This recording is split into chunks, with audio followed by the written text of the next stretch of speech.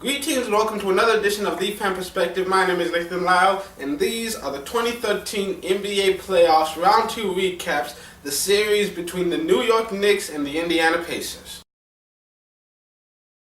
Melo put up his usual point totals, but it was volume work as he shot 10 of 28 from the field for 27 points and 11 rebounds. J.R. Smith was third on the team with 17 points coming off the bench, but that was on 4 of 15 shooting and 7 of 10 from the free throw line. That's why Hansbrough on him. Pull-up jumper. That's good. Lead back up to 14. J.R. Smith lobs it in. And so now George is back on Anthony. J.R. Smith. Meanwhile, every single Pacers starter and one of their bench players scored 11 or more points. David West led the way with 20 points, while Lance Stevenson added 11 points and 13 rebounds as the Pacers shot the Knicks. These two will bang. Nice feed again to West, and West able to shot.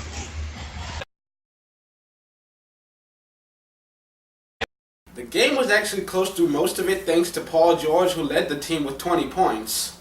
But in the fourth quarter, the Knicks pulled away and destroyed the Pacers behind Carmelo Anthony's 39 points and 9 rebounds as the Knicks managed to even out the series. Watching Smith, and here comes West and Anthony again. Shot clock it in.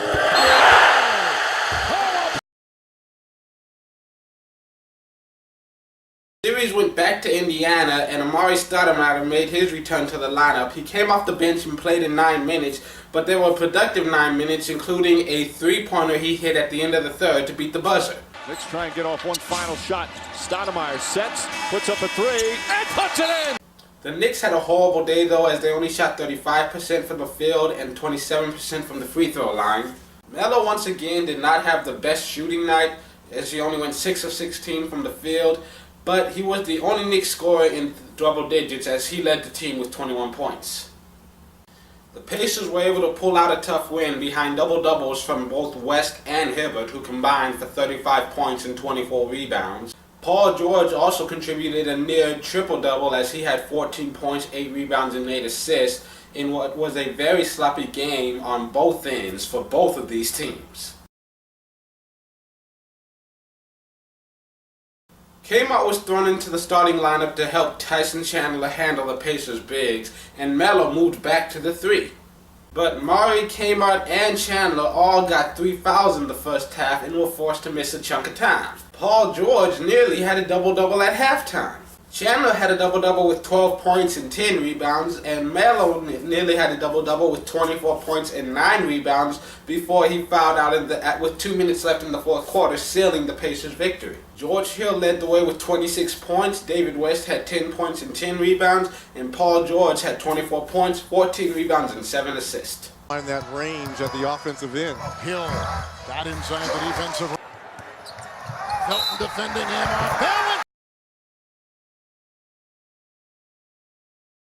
George Hill was forced to miss the game due to a concussion, and the Knicks took advantage. David West had 17 points and 10 rebounds, while Paul George led the way with 23 points, 6 rebounds, and 6 assists. A rebound by West. A slashing Green who puts it down. Unfortunately for them, the Knicks seemed to have their swagger back, as Melo led the way with 28 points, and Smith and Copeland each scored 13, as the Knicks managed to extend this series one more game.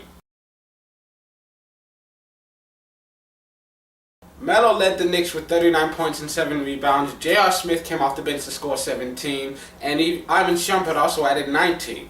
One amazing stat that I have to mention is that New York went 18 of 18 from the free throw line. 100% in any category is something that deserves recognition. It's not like it happens every day. They were fighting back from a deficit in the second half and almost came back thanks to a flurry of three-pointers. The first 5.5 of Game 6. But the Indiana defense once again held tough. George Hill returned to the lineup and scored 12 points, and every other starter scored more than him.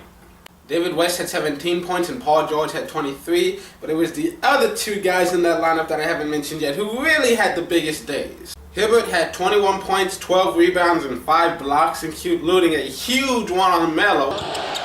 Anthony attacks. Hibbert denies him at the rim.